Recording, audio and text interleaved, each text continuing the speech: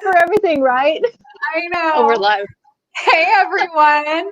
Hi, you guys. I'm here with Hannah, one of our artists in residence, and we have a visual art activity today that has a really beautiful story and inspiration behind it. If you don't know Hannah, she's one of our artists in residence, and she has a really cool story and journey that we'll talk about a little bit as we go through. But Hannah, can we dive right into what we're doing? Yeah, let's dive right in, and then we'll just talk while we're making art. So this particular thing that we're doing is going to have flowers in it, okay? You can do your paper like this in portrait mode, or you can have it like this. All you need is a pen, and I recommend a pen, not a pencil, and either color pencils or crayon. Now, Sandy, you have crayons. That's perfect. I have color pencils, so you, the audience, will be able to see the differences between the two. So, with my flowers, I always like to start with the center of my flowers. And as for how many flowers, I recommend that we do maybe 4 or 5. How about that? Various sizes.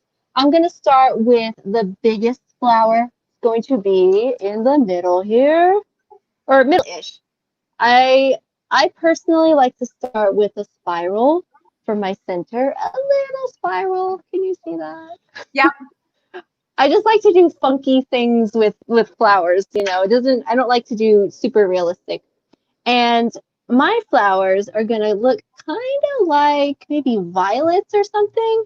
Like it's got like a paddle leaf like that. And I always like to start one side and then jump to the other side. Like that, like a paddle or a fan maybe.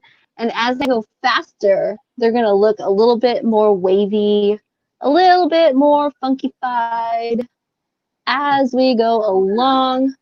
And as my other petals start to sort of get in the way, I'm going to go underneath each of them to create that paddle shape. Do you see that? I can squeeze one in here, have it go like that. Like that. Drawing behind, right? Yes, draw behind each of the petals as you go along. So if you missed that, if you missed any of that, I have, 3 more flowers to show you. So there's a lot. And you can draw them in various sizes, but I very highly recommend actually, that you draw them all together in the same little area because that ties in with the meaning of our project for today. So for this one, I'm going to give a good space, draw my spiral again, like I did before, draw my paddle shape, and if you want to, you can start sort of away in this space so you give yourself some room on this side. Got that fan or paddle shape again, and as I go along, it's going to keep on getting a little more funky shaped. Mine's pretty funky shaped. Good. Exactly what we want. That's how I'm never a perfectionist in my artwork. I never have been. And I always like to showcase just what the media does with your own hand, with what your own hand wants to do. And we want to really emphasize that. I always like to emphasize that your sort of handwriting. Oh yeah, I need to squeeze another flower in there. I feel like I need to squeeze 4 petals in there. There we go. So I guess, Sandy, do you have any more questions before I leave the floor up to conversation? Yeah. So I know you've worked with us a lot with our cancer patients, but you kind of have your own health journey. And I'd love it if you could talk about that and about how you use the arts to cope with your personal experience. Yeah. Well, I've been doing art in general my whole life, and I actually have my degree in my BFA from UTSA. So art's been a part of my life for as long as I can remember. But this one particular time in my life, which I still I still struggle with today is my journey with multiple sclerosis. So if you guys don't know what that is, that's a disease of, it's an autoimmune disease of the brain and of the spinal cord. So it affects just about everything in your body. So I lost a lot of bodily functions at some point in my life. So it was really hard to cope with that kind of grief process. And for the longest time, I didn't even consider myself an artist at all because I didn't do art. And I finally realized I finally realized in my journey that I need to somehow get myself out of this loop, this grieving loop, this whole idea that I was stuck in my place with multiple sclerosis. And it took me a long time to just even pick up a pencil or a brush or anything. And I have a lot of art supplies, you guys, and they were just sort of sitting there. But art has really, once I was finally actually able to pick up, I think I picked up watercolor at first. I think that's what it was, or like watercolor pencil or something like that. Once I was able to basically get over myself and like thinking that I have to like make an entire thing out of it. Once I was able to just put the watercolor down or whatever I was using, I don't remember anymore, um, and just start doing it for the sake of having that really positive interruption to my day. Um, I was able to help myself get out of that mental loop that I was in, that being stuck in my disease and being stuck in my depression and my mental health issues. Because Hmm. art just sort of acted and still acts as that positive interruption to my day. It's something that really helps me to refocus my energy and refocus my mental state, I guess, each day into something positive, even if it's just moving moving the color around and doing scribbles and not even doing an entire full page. Even if I'm just doing something tiny, it still helps me tremendously. And Hmm. this is why I work with Hearts to the Art, because I Hmm. see that kind of thing with our patients, and it just, there is something there to it. There's something that really helps people along, whether or not you have any sort of illness that you're going through. It's still just extremely important to have something positive in your day, something that can sort of um, redirect your frame of mind. Did I So go off on a tangent? no, it's great. Is there, do you think your personal experience, or how do you, I'm sure it has, so how do you think your personal experience affects your work with cancer patients? So, like, is there Hmm. a level of an additional empathy that you feel like you bring to the work, or insight just because you have your own health struggles? Or I just am curious about that. Yeah, for the longest time, I'm going to draw one more flower, by the way, and then I'll start to do the next step. But for the longest time, I actually kept my own struggles to myself, and I gave that space to the patients, and I still do. Always, it's always the patients.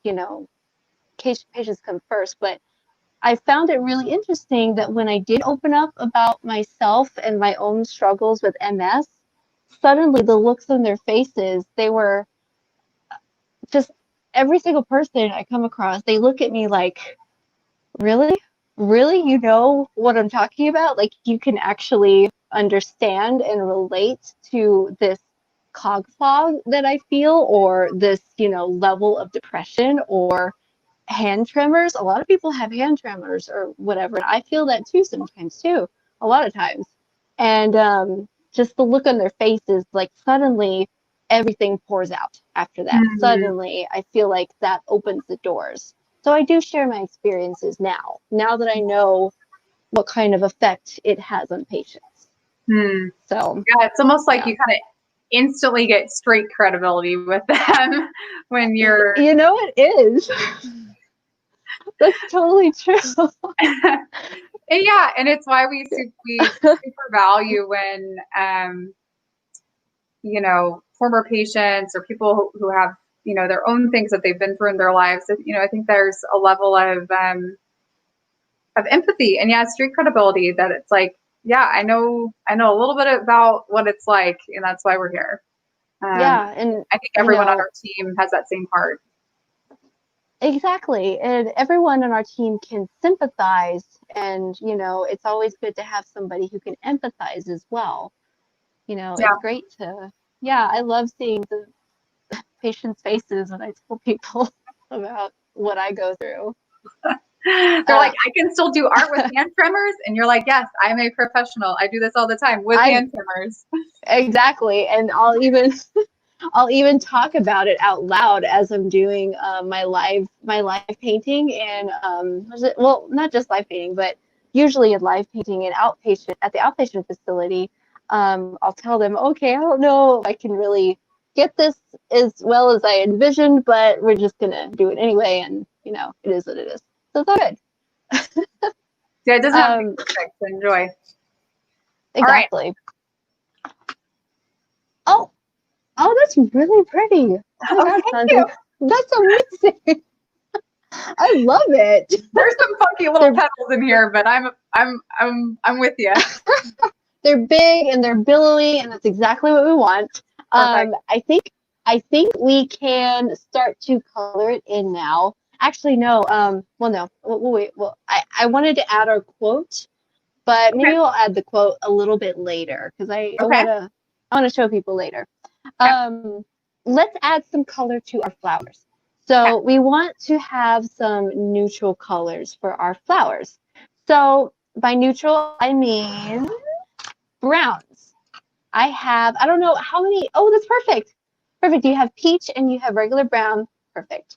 I am going to show you how to layer colors to give different types of browns and different shades of these neutrals. So let me look through my little color pencils here real quick. I have this little box with my colored pencils, and I love them. Okay, I don't think I have quite a peach color. In fact, I don't have any peach color, but since I don't have peach, I am going to use pink, my light pink. Now, for our audience, we're using, I'm using color pencils, Sanzi is using crayons. So I'm going to layer my light color first. I can do this one of two ways. I can press down lightly. Pick a flower, any flower. Pick your favorite flower if you want. Now, if you're using crayon, I recommend you go in circles like that. Okay.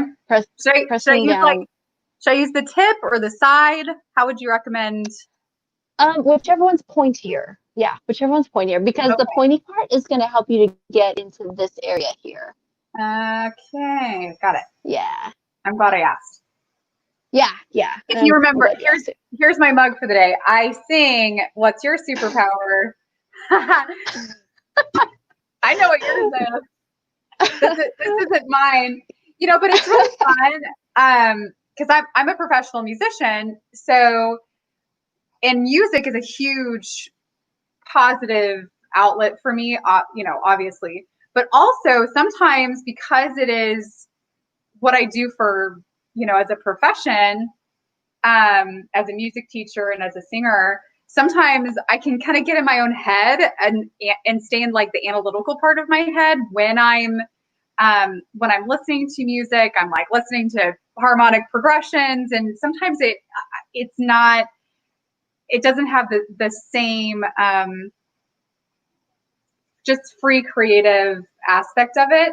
Whereas when I cross over to other art forms that I'm not a professional in, I can find that element. It's sometimes easier for me to find that element of play because I don't come with a whole bunch of expectations to be perfect. Because I know I have not done the work to build the skills to build proficient, like to be super proficient, but that I can still enjoy the process.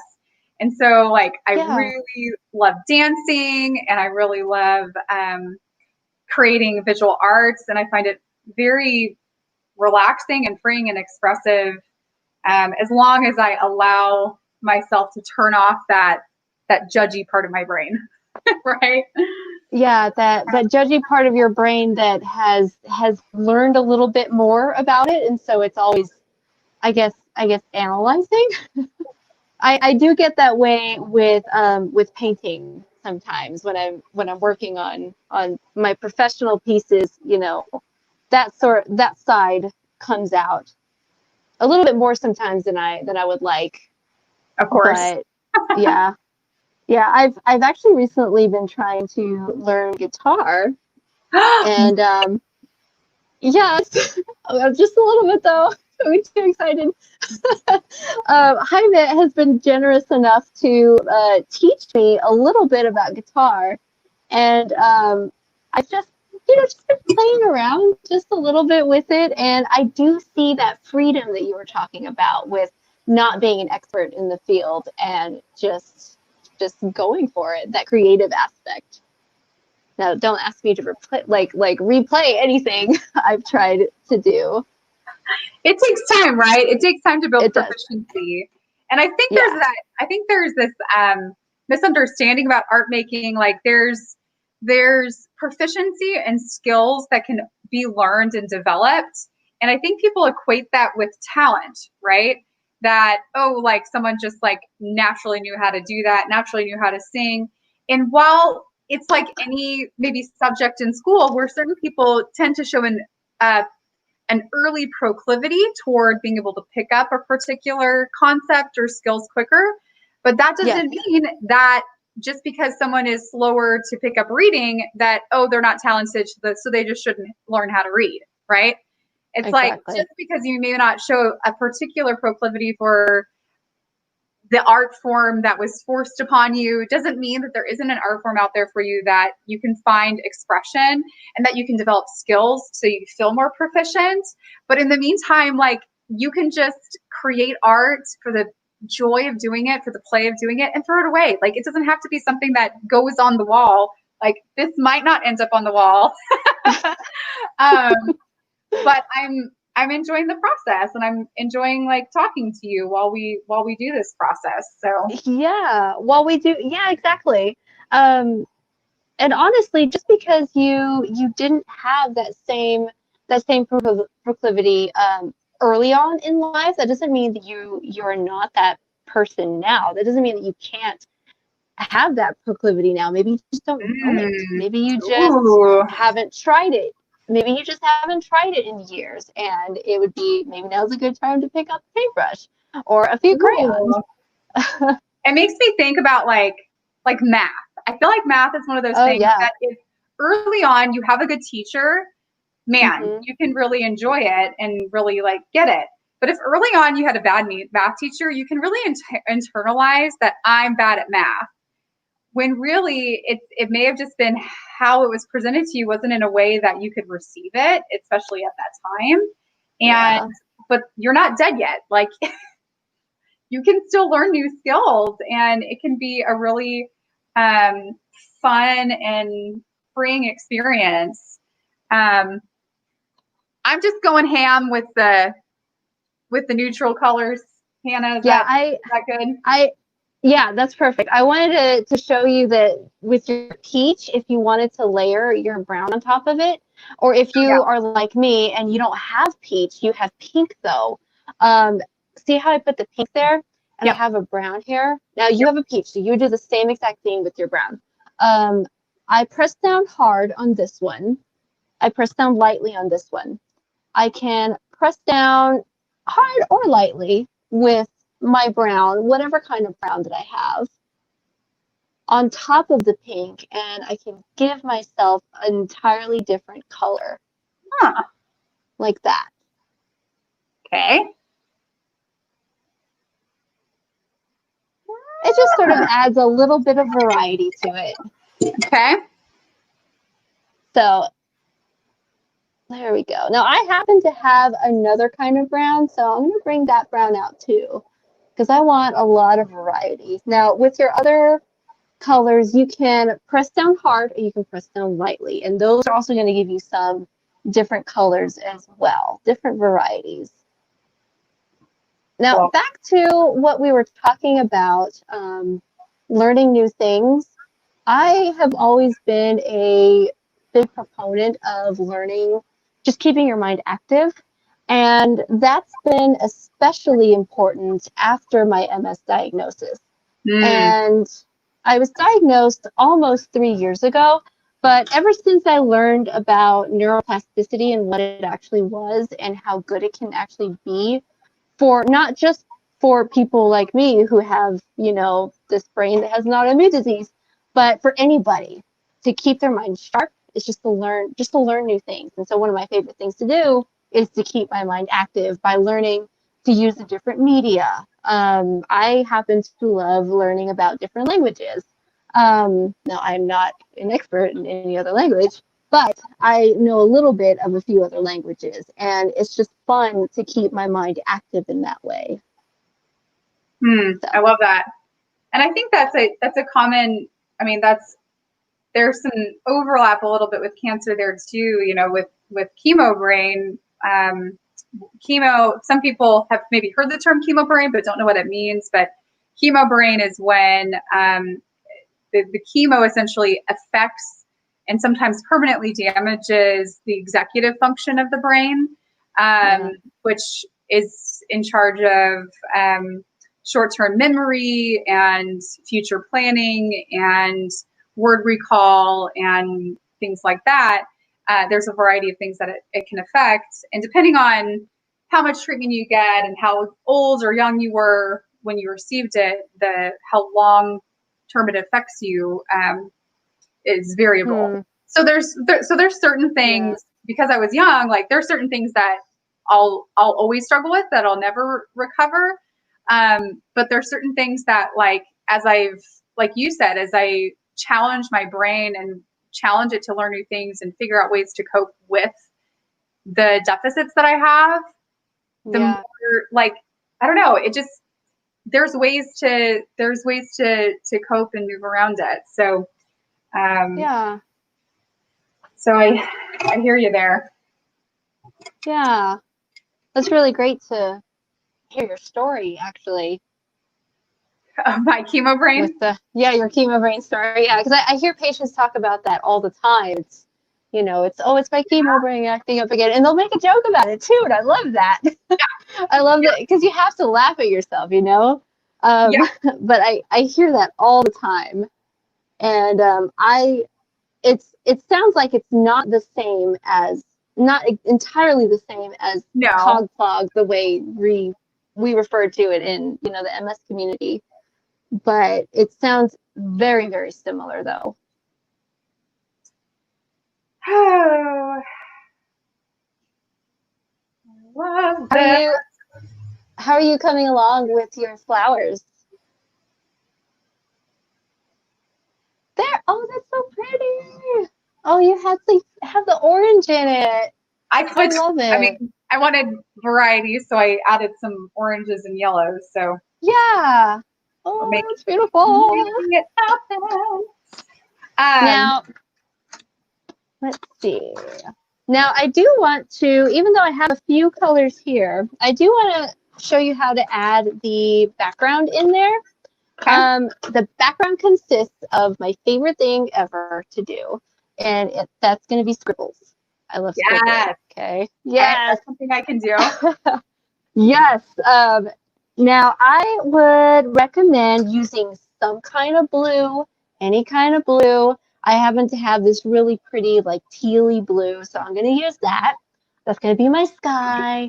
And then I have a lime green, one of my favorite lime greens, which I need to sharpen. But we're going to put that sky in there first. And let me show you. Now, my sort of like pencil strokes, I guess. I almost said brush strokes again. I always do that. But I'm going to start in the sky up here. And I am going to scribble in patches like that. And some of my patches can overlap. In fact, we want some of them to overlap. Some of them can be smaller and shorter or a little bit longer. And you notice how I am curving it. And I'm doing it because it just sort of gives the illusion. I don't know. I like to think of wind blowing in the air, the illusion of some sort of movement. And plus it just, it allows us to scribble. So why not do it? Like that. I recommend big, bold scribbles. I am going to save a little bit of space on the bottom here later on. I have that little quote, which we can actually write whenever you're ready, Stanzi, if you want to. That quote that I have. Well, yeah, I love this art piece that you created. I mean, you designed this for today, and I love, one of the superpowers I think of artists is the ability, and just that we have in our own creativity, is to take stimuli from our environment and from what's happening around us and create something around that, and use art to help interpret and shape and create and transform our lived experience and our reality. And I love this piece that kind of depicts, it's kind of a picture, and I mean, you can talk about it more too, but I shared the story this morning about how cancer really doesn't discriminate, that we see every color and creed and socioeconomic status on the cancer unit. The patients that we work with, from whatever disease, I mean, the fact of life is that at some point we're all gonna be sick, and that's part of the kind of the human experience. And we're, as an organization, we're really grateful for this time to really listen to our friends and neighbors in the Black community and really hear them in a way that unfortunately we may not have heard before, and really take a hard look at ourselves and our organization and look at the systems that we have in our building and make sure that they are inclusive, and we're not adding to disparities that people of color experience in all of their lives, because we're here to support people with life-altering health challenges, and systemic and structures that support racism and discrimination are life-altering health challenges. They definitely affect outcomes and access to care. I mean, there's so many things. So getting diagnosed with cancer is one thing. Getting diagnosed with cancer as a person of color is a whole additional challenge. So I love this picture. Anyway, so it reminds me of the story around an art table that we had a while back, where we had an FBI agent, an ex-gang member from Mexico, a stay-at-home mom, a pastor, and a college student all sitting around a table together making art. And just this, like, it just wasn't, it was fun. It was a fun, positive experience where people came together around an art table and just shared their stories and really listened to each other in a really genuine and open way. And I think the arts are a really powerful way to allow us to do that. Is there anything you'd like to add about kind of your inspiration for this? Yes. Well, this entire piece was framed around inclusivity and that idea that you were just talking about, how we all sort of get sick and we all need help at some point, and just the idea of inclusivity and being united under one cause, I guess, or different. How do I even explain it? What was the inspiration? Being united together, being one, because we're all humans. We're all humans. We all experience healthcare problems, healthcare issues, like what you were saying, at some point in our lives, and we all just need to learn to grow and love each other. it sounds so simple. It really does, but I don't know, I just feel like it's such an important idea that still needs to be thrown out there. That idea of love and being treated as equals and as one, as if we all have worth, because we do all have worth, and it needs to be said loud all the time, whether that's through art or through words or anything else. So I guess that's a good time to throw in our little quote down here. Yeah. Our quote here, I saw it as a hashtag, and I hadn't seen it before, but it's a hashtag that I think is hardly used, and I love it. And it's just keep going, keep growing. And I wanted to put this down here, just sort of wrapping around. Wherever you can fit it, though, is perfect. Keep going. Keep growing. Your handwriting's so pretty. Thank you. I used to have terrible handwriting, and I told myself, no, you're going to practice. So that was the inspiration. That quote was the inspiration for this piece. And that quote and the ideas that are presented behind that quote. So I hope it comes through. I really do. Now after this, I am going to add the green, my green scribbles, and that will be it. Cool. Any kind of green that you have would be perfect. And just like the sky, the bigger and bolder your scribbles are, the better. I'm going to give the illusion that it's grass by going up and down, like so.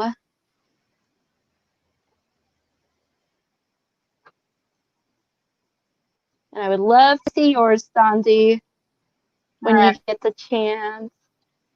Ta-da.